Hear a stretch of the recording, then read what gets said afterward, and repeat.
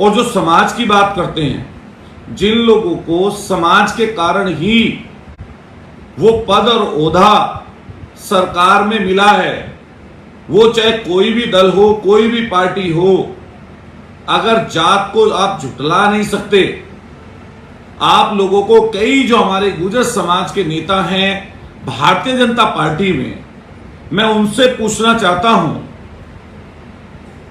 हमारे पार्टी के बड़े नेताओं, जो आप जैसा बड़ा कहते हैं, हालांकि बड़ा जनता बनाती है, लेकिन आपको आपके दल में और पार्टी में आपको ये ओहदा समाज के नाम पर मिला है। आपकी अपनी भी मेहनत होगी, लेकिन मिला इसी वजह से है। क्या ग्वालियर की घटना पर इनमें से किसी एक भी शख्स ने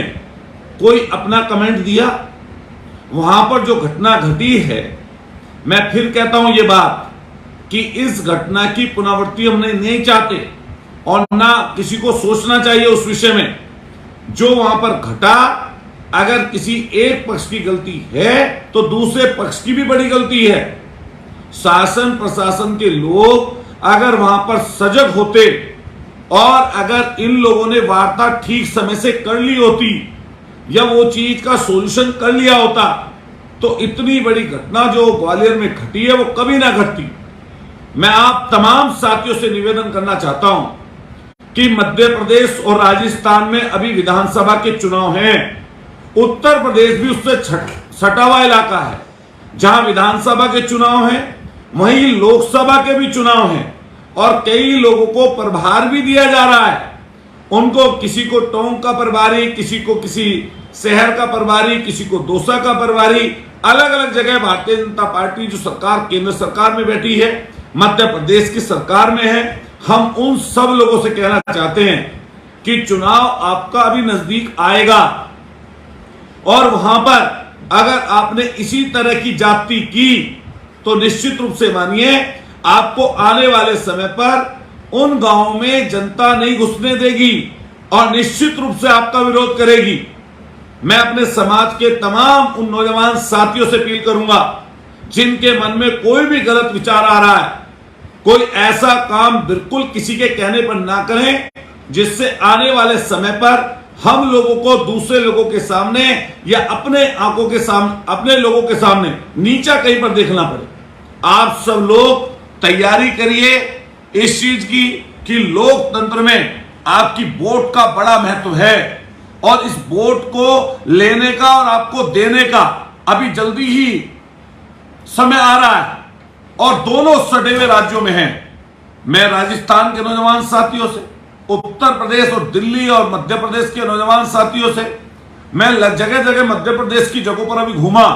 मैं उज्जैन गया, भोपाल हम लोग गए, इंदौर हम लोग गए, भिंड मुरैना होकर आए, ग्वालियर होकर आए और आसपास के और जगहों पर भी हम लोग घूमे।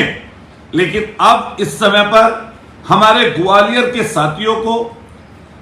इस समय आपकी जरूरत है, आपकी आवश्यकता है। मैं उत्तर प्रदेश के, चाहे वो सहारनपुर के हों, मुजफ्फरनगर के हों, बागपत के हों, मेरठ के हों, बिजनौर के हों, अमरोहा के हों, नोएडा के हों, मथुरा के हों, आपके आगरा के लोग हों, इटावा, आपके मैनपुरी, औरैया के लोग हों, बरेली के साथी हों, हमारे अलग अलग जगह के साथी हों, राजस्थान के तमाम साथी हैं, उनसे सबसे रिक्वेस्ट करना चाहता हूं कि सोशल मीडिया के माध्यम से जिस तरीके से आपने बायकॉट बीजेपी का हैशटैग चलाया और वो ट्रेंड में रखा, इसी तरीके से कल भी सुबह जो भी अपनी सोशल मीडिया पर आप डालना चाहते हैं मध्य प्रदेश के साथियों के समर्थन में, वो जरूर डालिए, उनका समर्थन करिए, उनका साथ देने का काम करिए। हम लोग भी साथ खड़े हैं और अभी कल का दिन बीच में रहे, परसों अपने हमें और आप सब लोगों को मिलकर मध्य प्रदेश के हमें और आप सब लोगों को मिलकर उन नौजवान साथियों के लिए एक